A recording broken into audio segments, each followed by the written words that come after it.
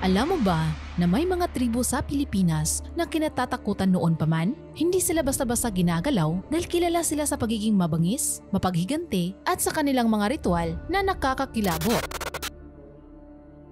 Isa sa mga tribong tunay na kinatatakutan noong sinaunang panahon ay ang Kalinga na mula sa Cordillera. Kilala sila sa pagiging headhunter tribe. Normal para sa kanila ang pagkuha ng ulo ng kaaway. Ang ulo ay hindi lang tropeyo ng tagumpay kundi ritual offering para sa mga ninuno at espiritu at simbolo ng proteksyon para sa buong komunidad. Ayon sa ilang anthropologist, kapag nakakuha ng ulo ang isang mandirigma, itinuturing siyang tunay na lalaki, may dangal at karapat-dapat igalang. Pero ang mas nakakatakot dito, may tradisyon sila na isabit o ipakita ang ulo ng kanilang napatay sa harap ng bahay o sa gitna ng village bilang babala sa mga gustong sumalakay. Para sa kanila, mas maraming ulo, mas matibay ang proteksyon ng tribo laban sa sumpa, sakit o kaaway. Isa pang kilalang tradisyon nila ay ang paghahandog ng dugo ng napaslang sa mga anito o espiritu para humingi ng lakas at tagumpay sa susunod na laban.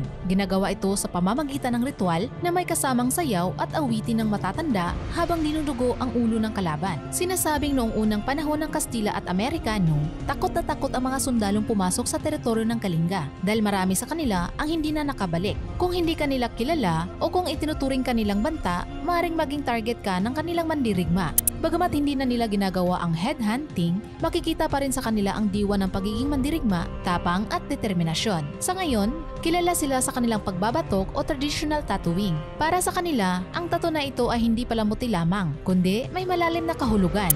Ang batik sa dibdib at balikat ng lalaki, simbolo ng pagiging mandirigma at ng kanilang natamong tagumpay. Para sa babae, ang tattoo sa braso at kamay ay tanda ng kagandahan, pagiging dalaga at karapatan sa pag-aasawa. Ang mga disenyo ng tattoo ay ipinapasa sa pamamagitan ng ritual at panaginip ng mambabatok katulad ni Apo Wang-od, ang pinakakilalang traditional tattoo artist ngayon. Naniniwala silang ang bawat guhit ay nagbibigay proteksyon laban sa masasamang espiritu at nagdadala ng swerte sa buhay.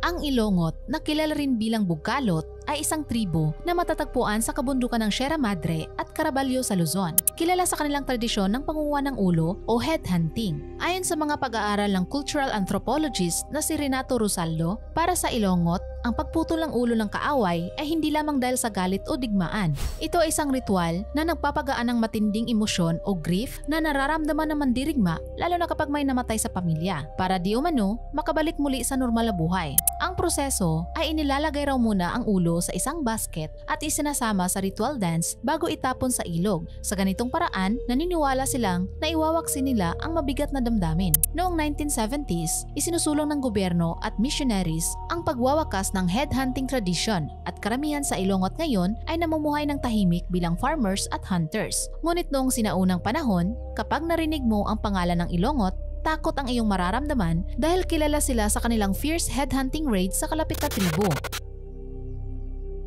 Ang Tausug ay isa sa mga tribong Moro na matatagpuan sa Sulu Archipelago. Kilala sila bilang people of the current dahil sa kanilang husay sa paglalayag at pakikipaglaban sa dagat. Ngunit higit sa lahat, kinatatakutan sila noon dahil sa tradisyon ng pagiging huramintado.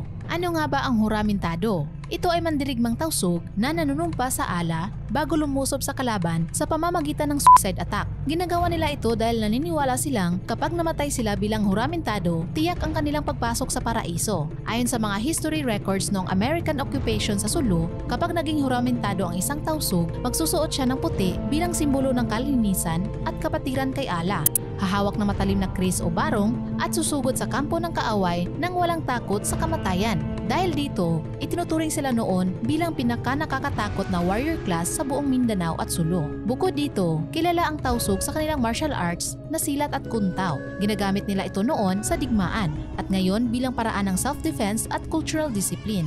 May tradisyon din sila na bago lumaban, nilulubog muna ang kris sa dagat upang linisin sa malas at bigyan ng lakas ng espiritu ng karagatan. Kung hindi raw nila ito gagawin, maaaring mabigo sila sa laban.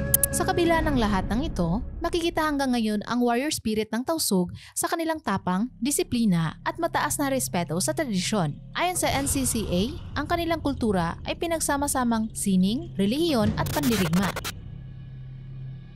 Ang Mandaya, na kilala sa kanilang pagiging Bagani warrior class o mga mandirigmang itinuturing na bayani at tagapagtanggol ng tribo laban sa kaaway. Sila ay matatagpuan sa kabundukan ng Davao Oriental at Compostela Valley.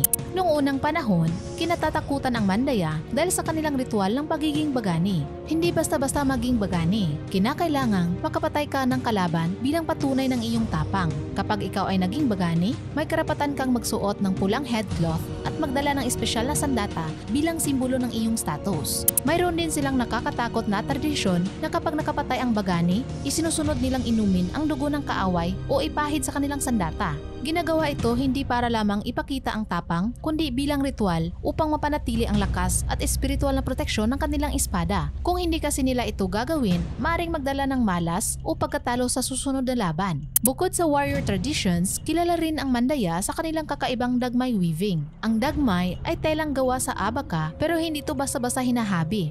Kailangang mapanaginipan muna ng weaver ang disenyo bago ito gawin dahil kung hindi, maaaring magdala ito ng sakit o malas sa kanya. Ang tradisyong ito ay nagpapakita ng kanilang malalim na koneksyon sa espiritu ng kalikasan at sa kanilang mga ninuno. Hanggang ngayon, dala pa rin ng Mandaya ang kanilang diwa ng katapangan at spiritual weaving traditions. Isang tribo na noon pa man ay kinatatakutan sa kanilang tapang at iginagalang sa kanilang kultura at sining.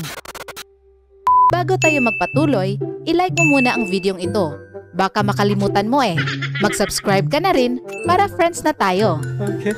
Ang Magahat, na kilala rin bilang Manobo Magahat, ay isa sa pinakamisteryosong tribo sa Visayas at Mindanao. Noon ay kinatatakutan dahil sa kanilang warrior reputation at may kakaibang pamumuhay sa gubat. Makikita sila sa mga kabundukan ng Southern Negros at Northern Mindanao. Ayon sa mga matatandang kwento sa Negros, ang Magahat ay kilala noon bilang forest people, bihasang mangaso, manghuli at makipagdigma kung kinakailangan. Ang nakakatakot na bahagi ng kanilang tradisyon ay ang paghihiganti o vendetta killing. Kapag may napaslang sa kanilang tribo, hindi ito tinatanggap ng tahimik. Obligasyon ng mga kamag-anak at buong tribo na makaganti sa anumang paraan at ang panata ng paghihiganti ay ipapasa sa susunod na henerasyon hanggang makamit nila ang hustisya. Dahil dito, takot na takot noon ang ibang tribo at mga dayuhan na sirain at panghimasukan ang kapayapaan sa kanila. Bukod dito, may mga alamat sa Negros Oriental na kapag pumasok ka sa teritoryo ng Magahat nang walang paalam, maaari kang hindi na makalabas. Pinaniniwalaan din noon na mayroon silang mga babaylan o shamans na may kapangyarihang espiritual upang protektahan ang kanilang lugar. May kwento pa na ang kanilang leader noon ay may kakayahang magbago ng anyo, minsan hayop at minsan matandang lalaki, upang takutin at paalisin ang mga dayuhan o manghimasok sa kanilang gubat. Isa pa sa kanilang tradisyon ay ang paglalagay ng mga anito o wood spirit carvings sa paligid ng kanilang sariling pangalan at ritual. At kapag hindi mo ito iginalang, naniniwala silang maaari kang sumpain, magkasakit o malasin sa buhay. Sa kabila ng kanilang nakakatakot na reputasyon noon, ang Magahat ngayon ay namumuhay ng tahimik sa kabundukan. Patuloy na pinapangalagaan ang kanilang kultura, paniniwala at tradisyon. Mga pamana na nagbibigay kulay at misteryo sa kasaysayan ng Visayas at Mindanao.